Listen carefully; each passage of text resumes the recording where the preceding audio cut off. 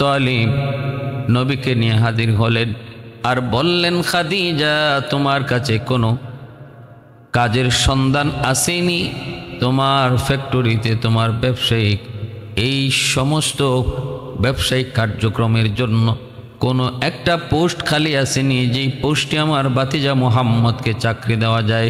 আমার ভাতিজা বড় অত্যন্ত চরিত্রবান, আমার ভাতিজা বড় আখলাকওয়ালা, আমার ভাতিজা অত্যন্ত নম্রভদ্র, অত্যন্ত বিচক্ষণ।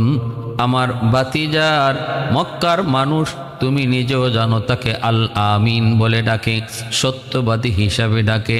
অতএব আমি আবু তালিব আমার ভাতিজার চারিত্রিক সার্টিফিকেট দিলাম, কোনো অসুবিধা নাই, যদি সুযোগ থাকে আমার ভাতিজাকে একটা চাকরি দাও। আম্মাজান তখন খুশি হলেন। আম্মাজান বললেন, আবু তালিব, আপনার ভাতিজাকে আমার ফ্যাক্টরিতে চাকরি দেওয়া এটা আমার জন্য আরো ভাগ্য। আমিও তো এমন লোকই চাই, কিন্তু এই অবস্থায় আমার ফ্যাক্টরিতে কোনো পোস্ট খালি নেই, কেমন করে তারে চাকরি দিব? শুধুমাত্র একটা জায়গার সুযোগ আছে, তাও সেটা কয়েকদিনের জন্য, বেশি দিন নয়। আমার বকরি রাখাল অল্প দিনের জন্য ছুটিতে গিয়েছে, যদি তুমি চাও তোমার ভাতিজাকে আমি এই পোস্টে কয়েকদিনের জন্য একটা সুযোগ দিতে পারি, তবে আমি মনে করি এটা আপনার জন্য মানানসই নয়, এটা আপনার বংশের জন্য মানানসই নয়। কারণ জানেননি গো, কারণ আপনার কুরাইশ বংশ আরবের ভিতরে অনেক সম্মানী, শুধু আরব নয়, গোটা জাহানের ভিতরে আপনার বংশের একটা প্রশংসা, সম্মান, একটা পরিচিতি। আমি কেমন করে এই চাকরির প্রস্তাব দেব? তবে যদি কখনো পোস্ট খালি হয় আমি নিজে আপনার কাছে যাব। এই কথা বলে যখন ফিরত দেন নবীকে নিয়ে, নবীর চাচা ফিরত চলে আসবেন। কিছু দূর যাওয়ার পর আমার আপনার নবী, রহমতের নবী, মায়ের নবী কই, চাচা আপনি আমাকে ফেরত নিয়ে যায়েন না। না না, আমি এই চাকরিটাই করব, এই দায়িত্বটা আমি সঠিকভাবে পালন করব, কোনো কর্ম কি আমি চুটুক করে দেখি না। মানুষ সমাজের যত অহেতুক অযথা কাজকর্ম, কথাবার্তা, এগুলা বেকার মানুষের কাছে বেশি পাওয়া যায়। এরাই এগুলা নিয়ে বেশি আলোচনা করে, বেশি আলোচনা করে। চায়ের দোকানে বসলে দেখবেন বেকার মানুষগুলির যেন সংসদ বসে যায়। অমুকে কি করলো, অমুকে কি দুষ করলো, অমুকের মেয়ে কি করলো, অমুকের ছেলে কি করলো, এই সব কিছু বিষয় শয়তান তার সব কাজ বেকার মানুষের মাথায় দিয়ে সে নিজে অবসরে যায়। এজন্য বেকারত্ব সমাজের জন্য যেমন অভিশাপ, পরিবারের জন্য তেমন অভিশাপ। বেকারত্ব নিজের জীবনের জন্য একটা অভিশাপ। আল্লাহর নবী বলেন, চাচা আপনার সম্পদ থাকতে পারে, আপনার রুজি রোজগার থাকতে পারে, কিন্তু আমি বেকার থাকতে পছন্দ করি না, আমাকে একটা কাজে লাগায় দেন। অতএব নবী বুঝাইলেন, এ যুবক, তোমার বাবার যদি কোটি কোটি টাকা বাবা মালিক হয়, বাবার যদি 10টা 12টা শিল্প কারখানাও থাকে, তবুও তুমি নিজে বাবার রূপে নির্ভর করে বেকার থাকবা না। কারণ বেকারত্ব মানুষকে অন্যায়ের দিকে, বেকারত্ব মানুষকে খারাপের দিকে অতি দ্রুত ডাইভার্ট করে নেয়।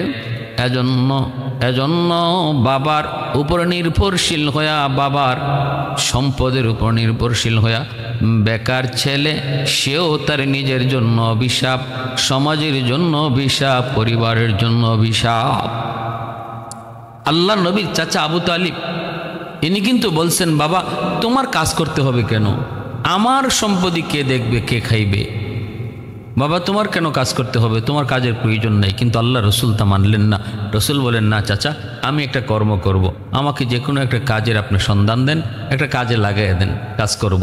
রসুল সাল্লাল্লাহু আলাইহি ওয়াসাল্লামের আবদারে রসুলের চাচা আবু তালিব তিনি আল্লাহ নবীকে নিয়ে আম্মাজান খাদিজাতুল কুবরার কাছে আসলেন। কে সেই মহিয়সী নারী? আম্মাজান মক্কার সবচেয়ে ধনী নারী।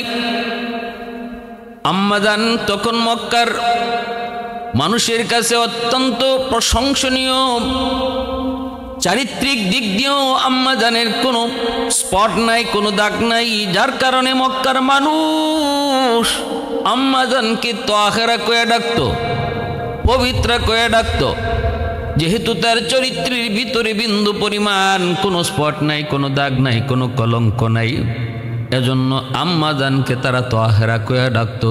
যদিও ওই সময়টাতে মানুষের চরিত্র যে ভালো রাখতে হবে এর কোনো খেয়ালই তখন ছিল না, কারণ কোনো মানুষের চরিত্রই তখন ভালো না। যুগটা ছিল জাহিলি যুগ, অন্ধকার যুগ। অন্ধকার যুগে একজন নারী তার চরিত্রকে সুন্দর রাখা এবং পুত পবিত্র রাখা জানতেন কোনো বিষয় নয়, অত্যন্ত কঠিন থেকে কঠিন একটা বিষয়।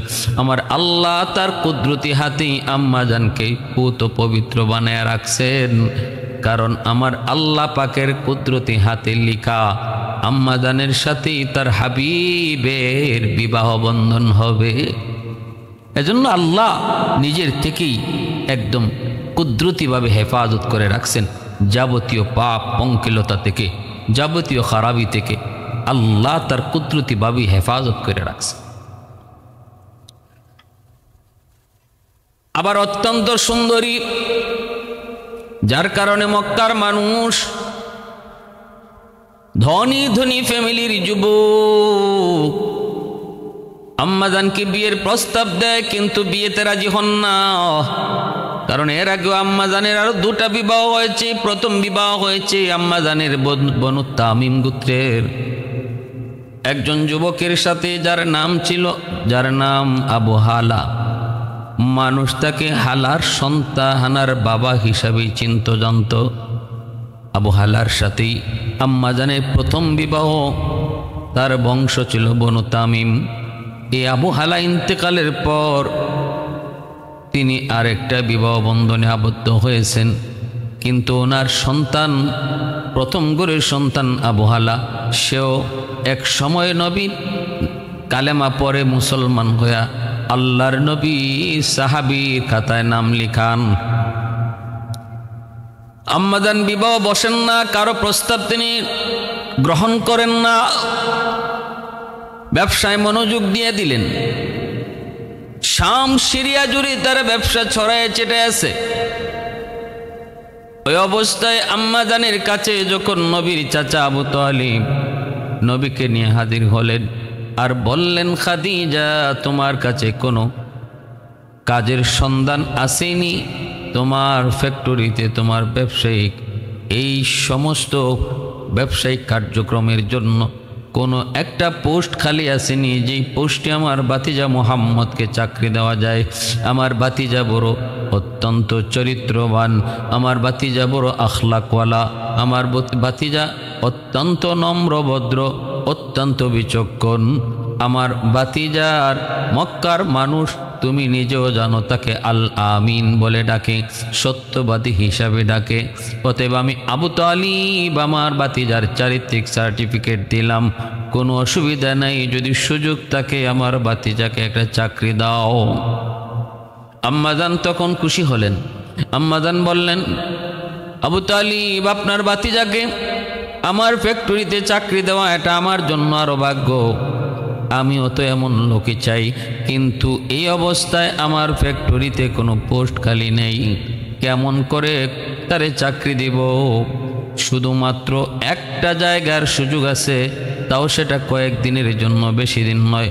আমার বকরি রাখাল অল্প দিনের জন্য ছুটিতে গিয়েছে, যদি তুমি চাও তোমার ভাতিজাকে আমি এই পোস্টে কয়েকদিনের জন্য একটা সুযোগ দিতে পারি, তবে আমি মনে করি এটা আপনার জন্য মানানসই নয়, এটা আপনার বংশের জন্য মানানসই নয়। কারণ জানেননি গো, কারণ আপনার কুরাইশ বংশ আরবের ভিতরে অনেক সম্মানী, শুধু আরব নয়, গোটা জাহানের ভিতরে আপনার বংশের একটা প্রশংসা, সম্মান, একটা পরিচিতি। আমি কেমন করে এই চাকরির প্রস্তাব দেব? তবে যদি কখনো পোস্ট খালি হয় আমি নিজে আপনার কাছে যাব। এই কথা বলে যখন ফিরত দেন নবীকে নিয়ে, নবীর চাচা ফিরত চলে আসবেন। কিছু দূর যাওয়ার পর আমার আপনার নবী, রহমতের নবী, মায়ের নবী কই, চাচা আপনি আমাকে ফেরত নিয়ে যায়েন না। না না, আমি চাকরিটাই করব। এই দায়িত্বটা আমি সঠিকভাবে পালন করব। কোনো কর্মকে আমি ছোট করে দেখি না। মানুষের কোনো কর্ম সেটা যদি হালাল হয়, হালাল কোনো কর্মকে ছোট করে দেখার কোনো সুযোগ নাই, কোনো সুযোগ নাই। কর্ম যদি হালাল হয় বরকত দিবে আল্লাহ, কর্ম যদি হারাম হয় বরকত কেড়ে নিবে আল্লাহ। হালালের ভিতরে আরাম, হারামের ভিতরে কোনো আরাম নাই। একজন বুট বিক্রেতা, বাদাম বিক্রেতা, সে যদি এই বাদাম বিক্রিটাও সে মনোযোগ দিয়ে করে, অত্যন্ত মায়া করে, তার প্রতিও যদি শ্রদ্ধাশীল হইয়া নিজের কর্মটাকেই সে মায়া কইরা শ্রদ্ধাশীল হইয়া কর্মতে নিযুক্ত থাকে, আল্লাহ পাক ওই ছোট্ট এই কর্মর উসিলায় আল্লাহ তার রিজিকের ব্যবস্থা করবে। রসুল বুঝাইলেন, চাচা না না না গো চাচা, কোনো কর্মকে খারাপ চোখে দেখবেন না। আমি নিজেও দেখি না, কারণ রিজিক দেওয়ার মালিক হলেন আল্লাহ। আল্লাহ ধনীকে যেমন রিজিক দেয়, গরিবকেও আল্লাহ রিজিক দেয়। রিজিক বন্টনকারী আল্লাহ, রিজিকটাকে আসমানে বন্টন করে মালিক। ধনীকেও আল্লাহ দেয়, গরিবকেও আল্লাহ খাওয়ায়, সবাইকে আল্লাহ খাওয়ায়। উসিলা মাত্র ছোট ব্যবসা, উসিলা হলো আমার দোকান, উসিলা হলো আমার চাকুরি, উসিলা হলো আমার চেয়ার, উসিলা হলো আমার রিক্সা, উসিলা হলো আমার ভ্যান, উসিলা হলো আমার নৌকা। এই ছোট্ট থেকে ছোট্ট উসিলা ধরে আল্লাহ পাক রিজিকের ব্যবস্থা করে। আল্লাহ পাক রব্বুল আলামিন যেহেতু রিজিক বন্টনকারী, অতএব কোনো কর্মকে কখনো কেউ ছোট চোখে দেখব না। নিজেও কর্ম করার সময় মন ছোট রাখবো না। অন্য কেউ বড় লোক ও ছোট লোকের কোনো ব্যবসাকে খারাপ চোখে দেখব না। আল্লাহ নারাজ হবে, আল্লাহ নারাজ হবে। হালাল ব্যবসা যদি হয় এটাকে মহব্বত করো, শ্রদ্ধা করো, সম্মান করো। হারাম যদি কোটি কোটি টাকার ব্যবসা হয়, এর মধ্যে কোনো ইজ্জত নাই, সম্মান নাই, বরকত নাই। যদি হালাল ব্যবসা কম হয়, বরকত বাড়ায় দেন আল্লাহ। গরিব গরিব হতে পারে, কিন্তু সে যদি তার অল্প রুজির মধ্যে আল্লাহর উপর খুশি থাকে, তাহলে হাদিস শরীফে রসুল বলেন, আল্লাহ বলেন, আমিও আমার বান্দার কম আমল পাইয়া তার উপর খুশি। যে আমার দেওয়া কম রিজিক পাই আমার উপর খুশি, আমি আল্লাহ তার থেকে কম আমল পাইয়া তার উপর খুশি। সুবহানাল্লাহি ওয়া বিহামদি, সুবহানাল্লাহিল আযীম। এজন্য আল্লাহ রসুল বলেন, একজন গরিব আর একজন ধনী দুজন যদি মসজিদে নামাজ আদায় করলো, হাত উঠাইল আল্লাহর দরবারে, এবার রসুল বলেন, কার মুনাজাত আগে কবুল হবে জানোনি? নবীজি বলেন, শুনো, ধনী যদি তার হাতের সাথে 10টা দিরহাম নয়, 10,000 দিরহামও যদি আল্লাহর রাস্তায় দান করে, তবুও গরিবের খালি হাতের দোয়া আল্লাহর দরবারে আগে কবুল হয়ে যায়। এতটা সম্মান, এতটা ইজ্জত।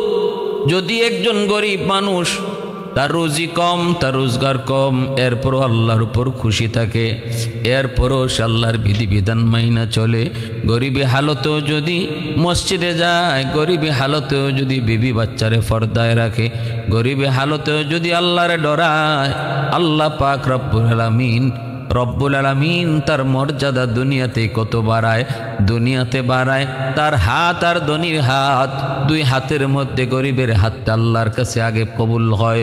শুধু তাই নয়, আল্লাহর রসুল কয়, ধনী যদি 10,000 দিরহাম আল্লাহর রাস্তায় দান করে, তবুও তার আগে গরিবের খালি হাত আল্লাহর কাছে কবুল হয়ে যায়। কিয়ামতের ময়দানে রসুল কয়, আমি যখন জান্নাতে আগে ঢুকবো, আমার সাথে গরিবরাই সবার আগে জান্নাতে ঢুকবে।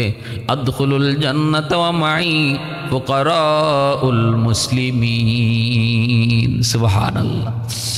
ওয়াল্লাইলু মিহি যুলফি মুহাম্মদ কাতারান্নুম, والليل مغ زلف محمد كترنم، والشمس من رخسار أحمد كترنم، والفجر مغ صبح رسالتك بشارت، والعصر مغ دور نبوتك بشارت، ہر پھول مغ روی مدینہ کا تبسم، हर फूल में खैरू ये मदीना का तबस्सुम, शाखों की लचक में बेक़दा का तकल्लुम। यासीन से मौला ने कभी उनको पुकारा, हामीम कभी और कभी तासीन इशारा। ये रमज़ है कुछ आशिक़ माशूक़ के माबैन, समझाए जिन्हें खल्क़ों में एक सरवर कौनैन, समझाए जिन्हें खल्क़ों में एक सरवर कौनैन। এজন্যই রাসূল বলেছেন, চাচা আপনি ওই ছাগল রাখালিটাকে ছোট মনে করেন না। চাচা গো, ছাগল রাখালিটাকে ছোট মনে করেন না, যদিও কাজটা ছোট কিন্তু 100% হালাল। আমি কাজের প্রতি সম্মান দেখাই। চাচা আমার আপনি এই কাজটাই দেয়া দেন।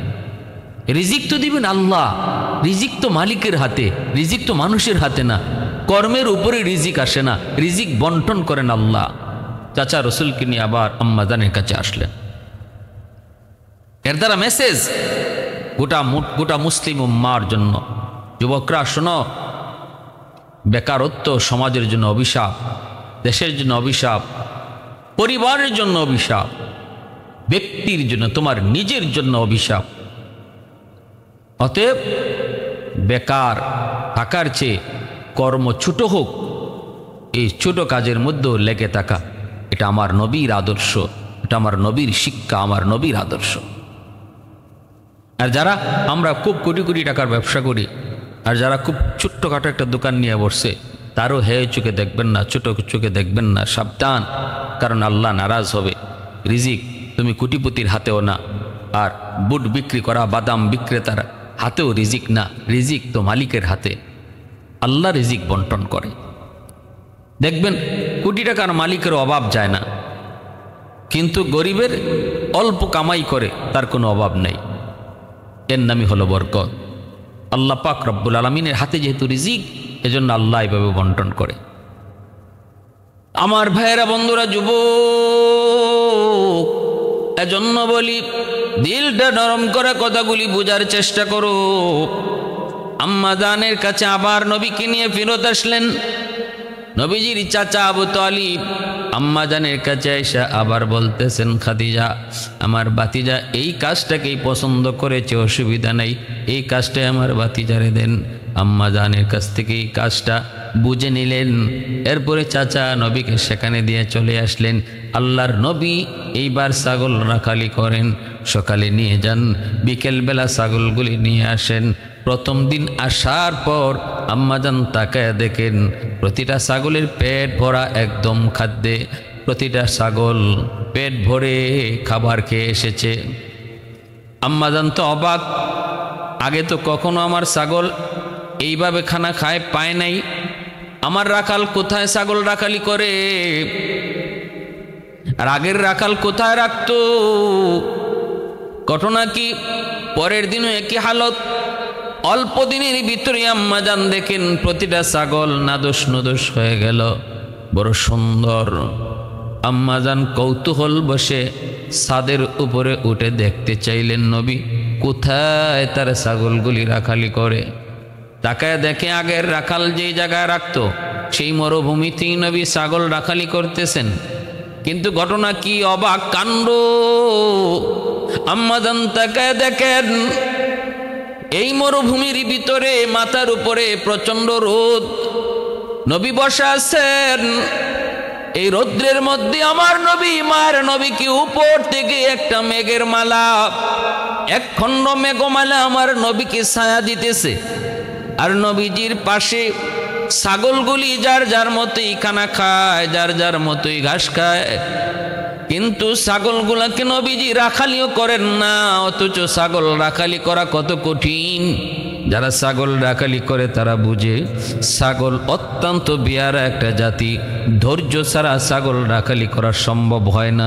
এইদিকে যদি নিতে চান ছাগল ওই দিকে যেতে চায়, সামনে যদি আনতে চান ছাগল পিছনে যেতে যায়, আবার পিছনে যদি আপনি তার মর্জি মতো আপনি তারে পিছনে নিতে চান তখন ছাগল কিন্তু আবার সামনে আসতে চায়। এই হলো ছাগলের আদত।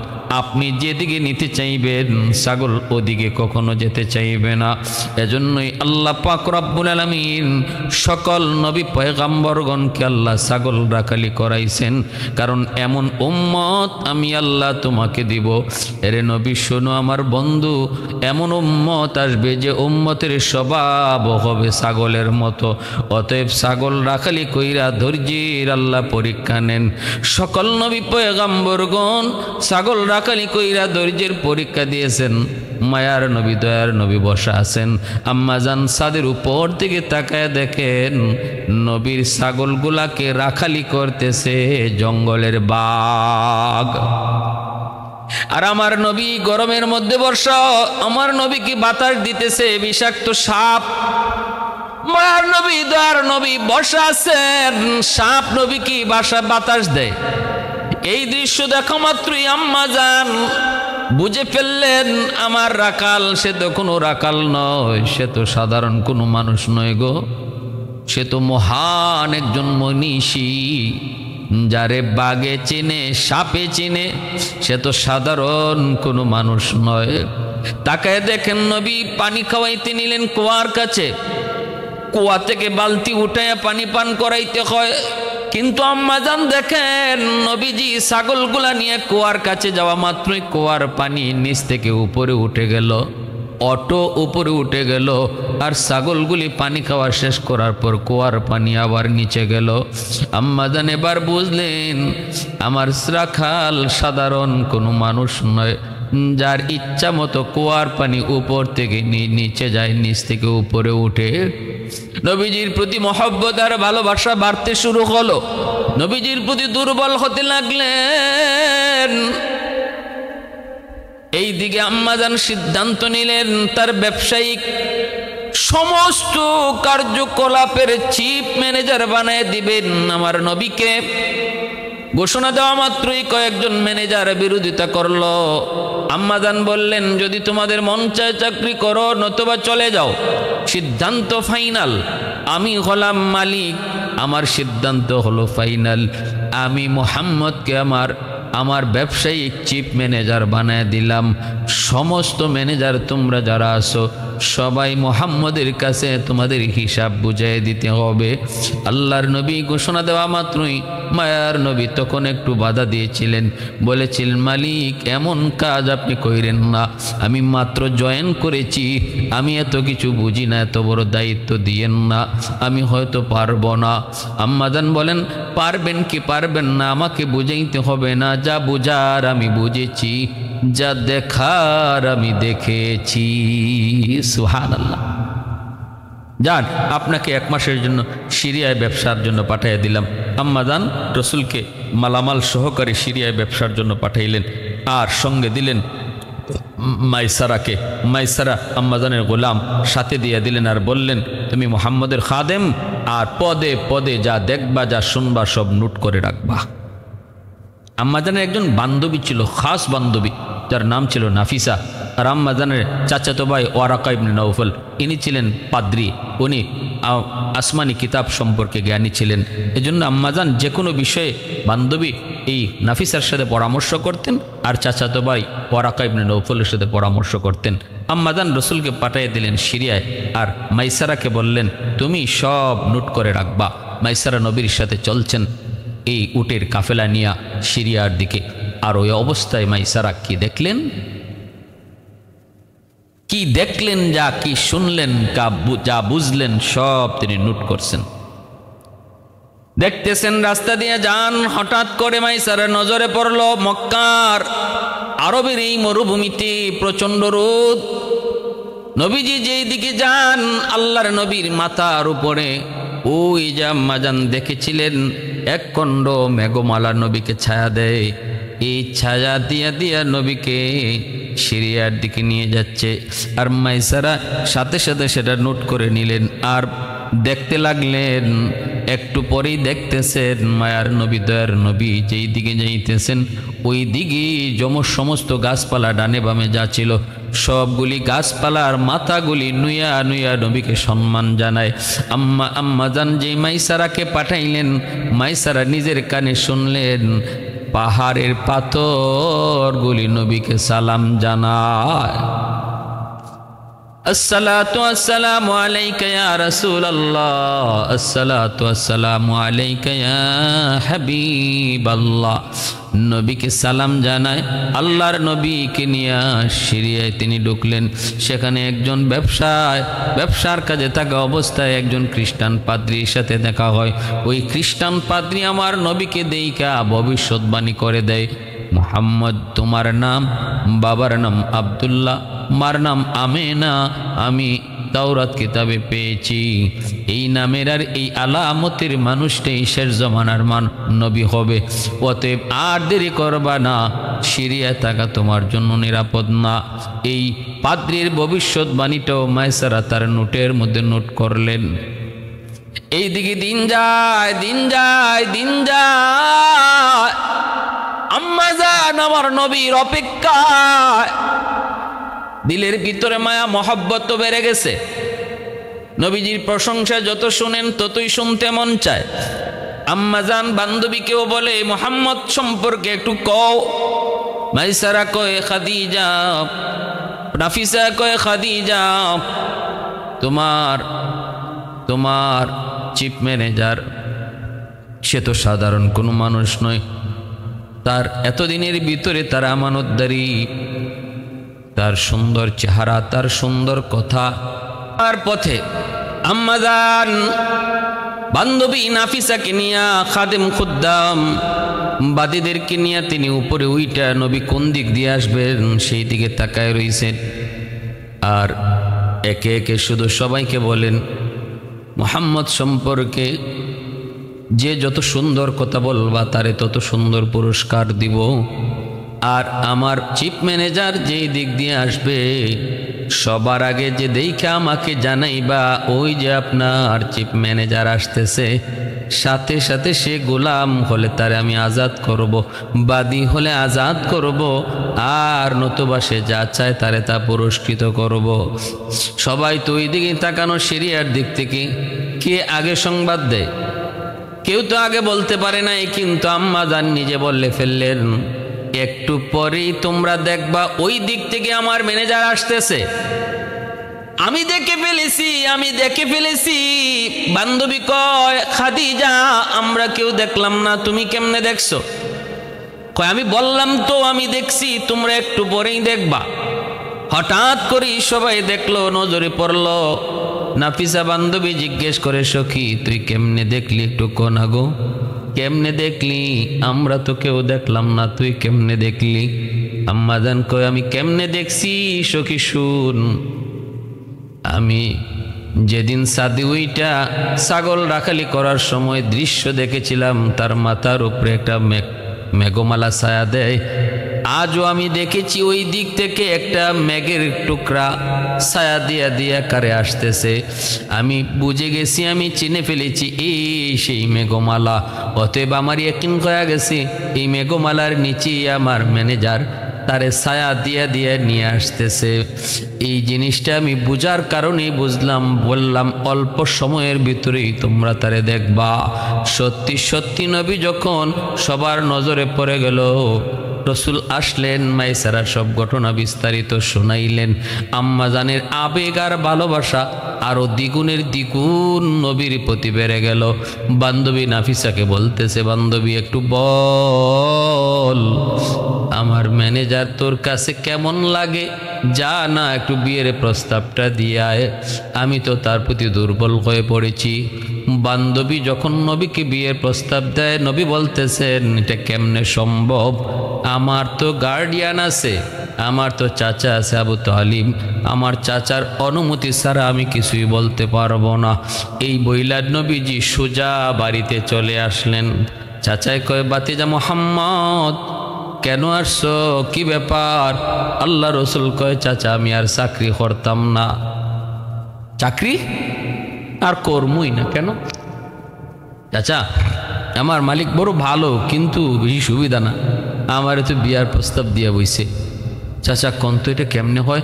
ইনি এত সম্পদের মালিক, ইনি এত পুত পবিত্র, উনি কোথায় আর আমি কোথায়, কিভাবে হয়? চাচা আমি তো শরম পেয়ে লজ্জা পেয়ে আমি চলে এসেছি চাকরি চাইরা।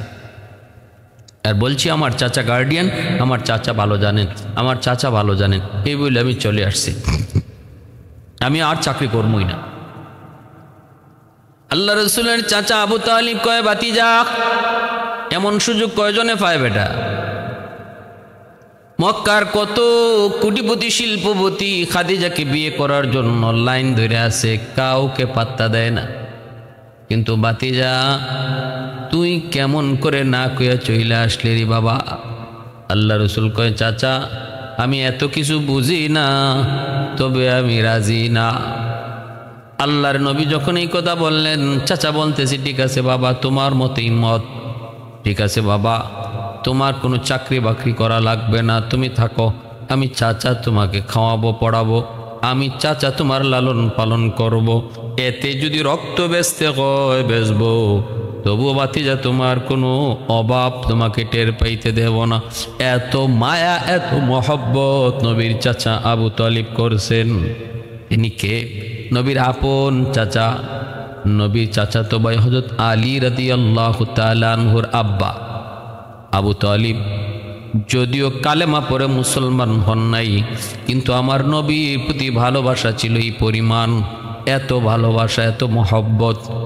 আল্লাহর নবী আফসোস করেছেন, মৌতের সময় নবী চোখের পানি জড়ায় জড়ায় যায় কাঁদছেন, চাচা গো, চাচা আপনার জীবদ্দশায় কেউ আমার দিকে চোখ তোলার সাহস করে নাই, চাচা একটা বার শুধু আমার কানে কানে শুধু কালেমাটা পড়েন, কিয়ামতের ময়দানে আমি নবী কথা দিলাম, আমি আপনারে সাথে না লইয়া জান্নাতে যাব না। আবু জাহেল উতবা সাহেবা বড় বড় লিডাররা কাছে তাকায়, নবীর চাচা আবু তালিব কালেমা পড়েন নাই। বলছেন, বাবা আমি জানি তুমি সত্য, তোমার ধর্ম সত্য, কিন্তু ইসলাম আনতে পারলাম না, ঈমান গ্রহণ করতে পারলাম না, কারণ আমার এই লোকগুলা আমার মরণের পরে আমার বদনাম করবে, আমারে কাপুরুষ বলবে, বলবে আবু তালিব সারা জীবন আমাদের বাপ দাদার ধর্ম পালন করেছে, মৌতের সময় ভাতিজার ধর্ম গ্রহণ করে মরছে, এই বইলে আমার বদনাম করবে। আমি জানি তোমার ধর্ম সত্য, তুমিও সত্য, এরপরও আমি ঈমান আনতে পারলাম না। বারবার নবী পিরাপিরি করতেছিলেন, তখন আল্লাহ জানিয়েছে, বন্ধু আর চেষ্টা করো না, ইন্নাকা লা তাহদি মান আহবাবতা ওয়ালাকিন্নাল্লাহ ইয়াহদি মান ইয়াশা। বন্ধু তুমি যারে চাও তারে হেদায়েত দিতে পারবা না, হেদায়েত দেওয়ার মালিক হলাম আমি আল্লাহ। ভাইরা বন্ধুরা, এরপরে আল্লাহর নবী রহমতের নবী যখন চাকরি ছেড়ে চলে আসলেন, আম্মাজান খাদিজাতুল কুবরা রাদিয়াল্লাহু তাআলা আনহা, নবী যান না চাকরিতে যান না, তিনি নিজেই নবীজির বাড়িতে চলে আসলেন, আবু তালিবের কাছে চলে আসলেন। আল্লাহর নবীর চাচা আবু তালিব আম্মাজান খাদিজাতুল কুবরাকে দেইখা তো অবাক, খাদিজা ব্যাপার কি, গরিবের বাড়িতে হাতির পাড়া? আম্মাজান কয়, না আমি আপনার কাছে ভিক্ষা চাইতে এসেছি। নবীজির চাচা কয়, খাদিজা আমি তোমারে ভিক্ষা দিব, এটা বলো কি, এমন কি আছে যে আমি তোমারে দিতে পারি? আম্মাজান কয়, আপনার কাছে এমন আছে আছে যা আপনি আমারে দিতে পারেন, আছে বিদায় আমি ভিক্ষা চাইতে এসেছি। নবীজির চাচা কয়, কোন জিনিস? আম্মাজান কয়, আপনার ভাতিজা মুহাম্মদ, আপনার ভাতিজা মুহাম্মদ, যদি আপনি আমাকে আপনার ভাতিজার পুত্রবধূ বানান, আপনার ভাতিজার বধূ বানায় আপনার বাড়ির ঝাড়ু দেওয়ার একটু সুযোগ দেন, আমি খাদিজা সারা জীবনের জন্য কৃতজ্ঞ থাকব, আমি আপনার ভাতিজার বধূ হতে চাই, যদি দয়া করে আপনি আমাকে গ্রহণ করেন। আল্লাহর নবীর চাচা আবু তালিব এবার বুঝলেন ঘটনা তো সত্যই, আমার ভাতিজাও তো এমনই বলেছে এমনই বলেছে। আল্লাহর নবীর কাছে গেলেন, যা বলতেছে, ভাতিজা খাদিজা তো নিজেই চলে এসেছে বিয়ের বিয়ের প্রস্তাব নিয়া, বাতিজা না করবি না, বাতিজা না করিস না বাবা। বাবা নু একটু আমার দিকে তাকায় ক, সুযোগ সব সময় আয় না রে বাবা। জীবনে বহু কষ্ট করছি, অভাব অনটনের দিন গেছে, একটু সুযোগ আইছে দিন ঘুরাইবার। বাতিজা একটু না করবি না, ক না বাতিজা, তুই একটু রাজি নি, ক না। আল্লাহ নবী কয় চাচা জান যায় কন, 3 শর্তে আমি রাজি আছি। খাদিজা আমার বাতিজা 3 শর্তে রাজি। আম্মাজান কয় 3টা না 100টা দিলেও আমি রাজি। বাতিজা খাদিজা 100টা শর্ত দিলেও রাজি, বাতিজা 3টা না শর্ত আরো 2-1টা বাড়া। আল্লাহ নবী কয় চাচা বাড়ানো লাগবে না, 3 শর্তই এনাফ। কয় ঠিক আছে বাতিজা 3টা শর্ত তুই ক। খাদিজা সব মানবে, তবে বাতিজার এই 3টা শর্তের ভিতরে অন্তত একটা শর্ত চাচার ফায়সায়া কইস, কারণ জীবনে বহু অভাবে দিন গেছে, একটু চাচার দিকে তাকায় কইস রে বাবা। আল্লাহ নবী কইস ঠিক আছে চাচা আপনি টেনশন করেন না। আল্লাহর নবী 1 নাম্বার শর্ত দিলেন, আপনার যত বাড়ি আছে সবগুলি বাড়ি, সবগুলি ঘর, মক্কায় যাদের ঘর নাই, বাড়ি নাই, ভূমিহীন যারা, তাদেরকে দিয়ে দিতে হবে। আম্মাজান কয় আমি রাজি আছি। 2 নাম্বার শর্ত হলো আপনার যত টাকা পয়সা আছে, আপনার যত টাকা পয়সা আছে। নবীজির চাচা আবু তালিব নবীজির দিকে তাকায় বলতেছেন বাতিজা একটু চাচার ফায়সায়া ক। নবীজি বলতেছেন 2 নাম্বার শর্ত হলো আমি একজন গরিব মানুষ, আপনি আমার বিবি হয়ে যদি আসেন, আমি আপনার মতো আপনাকে রাখতে পারবো না, আমার মতো আপনাকে থাকতে হবে। আমার ঘর নাই, বাড়ি নাই, থাকার সুন্দর কোনো পরিবেশ নাই, এখনো চাচার হোটেলে খাই, চাচার ঘরে ঘুমাই। অতএব আমি আপনারে নিয়ে ভাঙ্গা ঘরে থাকবো, আপনি তো ভাঙ্গা ঘরে থাকতে পারবেননি। আপনার আমার ঘুমানোর কোনো চাদর নাও থাকতে পারে, সেটা আপনি মানতে পারবেননি। চুলায় 1 দিন 2 দিন না, একাধারে কয়েকদিন চলে আগুন জ্বলবে না, তাও আপনি পারবেননি। আম্মাজান কয় আমি সব রাজি আছি। 3 নাম্বার শর্ত হলো আপনার যত সম্পদ, এমনি চাচা আবু তালিব কয় বাতিজা ক, বাতিজা একটু ক না, চাচার ফায়সায়া ক। আল্লাহ নবী কয় সবগুলি সম্পদ গরিব অসহায় মানুষের মাঝে বন্টন করে দিতে হবে। আম্মাজান কয় আমি রাজি আছি। নবীজির চাচা আবু তালিবের মন খারাপ হয়ে গেল। ঘটনা কি বাতিজা? 3টা শর্তের একটা শর্ত চাচার ফায়সায়া কইলি না, চাচার দিকে তাকায় তুমি কইলা না। বাতিজা ঠিক আছে বাতিজা, তোর বিয়া তুই কর, আমি গেলাম। আল্লাহ নবী কয় চাচা যান না। আম্মাজান খাদিজাতুল কুবরা কয় আমার সব সম্পদ আমি আপনারে দিয়া দিলাম, এবার আপনার যা মর্জি তা করেন। আল্লাহ নবীর কাছে সব সম্পদ দিয়ে দিলেন নবীর পায়ের তলে। নবীজি মুহূর্তের ভিতরে সবগুলি সম্পদ গরিব অসহায় মানুষের মাঝে বন্টন করে দিলেন। একটা সুতাও নবীজি নিজের জন্য রাখেন নাই। অতএব আজকের যুব সমাজ একটু চিন্তা করো, বউয়ের কাছ থেকে সম্পদ নেওয়াকে যৌতুক কয়। আমার নবীর পায়ের তলে সব কোটি কোটি কোটি কোটি সম্পদ দিয়ে দেওয়ার পরও নবীজি সব দান করে দিয়েছেন, একটাও নিজের জন্য রাখেন নাই। আরও ঘোষণা দিলেন যৌতুক নেওয়া হারাম। আজকে আমাদের সমাজ করে এই সমস্ত মানুষগুলা, এই সমস্ত যুবকগুলি, এরাও আজকে কবিরা গুনাতে শামিল। যৌতুকের বিয়াতে কখনো বরকত থাকে না। সমাজের মানুষ আজকে যদি আমরা এই একতাবদ্ধ হই যে যৌতুক নিয়ে যে বিয়ে হয়, বিয়েতে কেউ খাইতেও যাইব না, যাইতেও যাইব না, দাওয়াত খাইতেও যাইব না, সম্পর্ক রাখবো না, যৌতুক সমাজ থেকে উঠে যাবে। কিন্তু আমাদের সমাজে তো যৌতুক ডাইরেক্ট না নিলেও ইনডাইরেক্ট অনেকেই খায়, ইবায় না গুড়ায় নিন, এমন আসেনি না নাই? আপনার মেয়েই তো থাকবো, টেলিভিশনটা না দিলে কি দেখবো? রাত কাটাইব কেমনে, সময় কাটাইব কেমনে? আপনারই তো এখন দামান, ছেলে তো আর জন্ম দিছে আমি, এখন বিয়ার পরে তো ছেলে হয়ে যাব আপনার। এই ছেলেটা এই অফিস আদালতে যাইব, কেমনে যাইব? গাড়ি ঘুরায়, লোকাল বাসে উঠা একটা মোটরসাইকেল দিলে ভালো হয় না? এইভাবে কুয়া কুয়া আজকে যৌতুক নেওয়া হয়, যেটা শরীয়তে সম্পূর্ণ হারাম, সম্পূর্ণ হারাম। আল্লাহ রসুল একটা সুতা পর্যন্ত নেন নাই। আল্লাহ রসুল সাল্লাম সব সম্পদ দান করে দিলেন। বিবাহের খুতবা পড়াইলেন নবীর চাচা আবু তালিব, খুতবা পড়াইলেন। আর 20টা উট আল্লাহর রসুল মোহর হিসেবে ধার্য করলেন, 20টা উট নবীজি মোহর হিসেবে ধার্য করলেন। আর ওই বিবাহ সুন্দরী অনুষ্ঠানের মধ্যে মক্কার গণ্যমান্য লোকরাও সেখানে ছিল। মক্কার মধ্যে একটা আলোড়ন সৃষ্টি হয়ে গেল যে মুহাম্মদের কাছে খাদিজা কেমনে বিয়া বইল, মুহাম্মদের তো কিছুই নেই, মুহাম্মদের তো কিছুই নেই।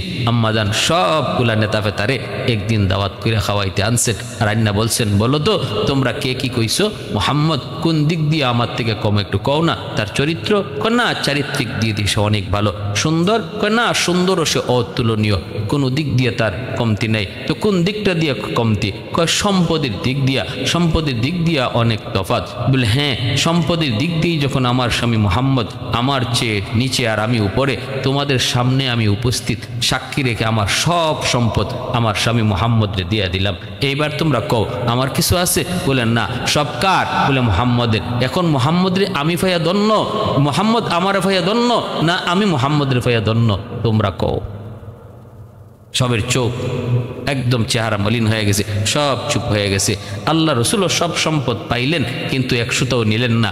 মক্কার গরিবদের মাঝে মুহূর্তের ভিতরে বন্টন করে দিলেন। আল্লাহ রসুল সাল্লাল্লাহু আলাইহি ইসলামের সাথে আম্মাজানের বিবাহ এইভাবে আবদ্ধ হলেন। রসুল সাল্লাল্লাহু আলাইহি ইসলামের যত সন্তান আছেন, 4 জন মেয়ে, জয়নব, রুকাইয়া, উম্মে কুলসুম আর ফাতেমা, এই 4 জন রসুল সাল্লাল্লাহু আলাইহি ইসলামের কলিজার টুকরা মেয়ে আম্মাজান খাদিজাতুল কুবরা রাদিয়াল্লাহু তাআলা আনহার গর্বে। আর আম্মাজানের প্রথম ছেলে সন্তান হয়েছিল যার নাম কাসেম। আর একজন ছেলে শুধু ইব্রাহিম সারা, বাকি ছেলেরাও আম্মাজানের গর্বেই জন্ম নিছেন। আম্মাজান রাসূল সাল্লাল্লাহু আলাইহি সাল্লাম যতদিন তিনি জীবিত ছিলেন, ওনার জীবদ্দশায় আর কোনো নারীকে বিয়ে করেন নাই। ওনার ইন্তেকালের পরে আল্লাহ রসুল তিনি অন্যান্য বিবিগণকে বিবাহ করেছেন। ইসলামের সবচেয়ে বেশি অবদান ইসলামের মধ্যে যার, তিনি হলেন সেই মহিয়সী নারী, আমার আপনার এই গোটা উম্মার মা জননী আম্মাজান খাদিজাতুল কুবরা রাদিয়াল্লাহু তাআলা আনহা।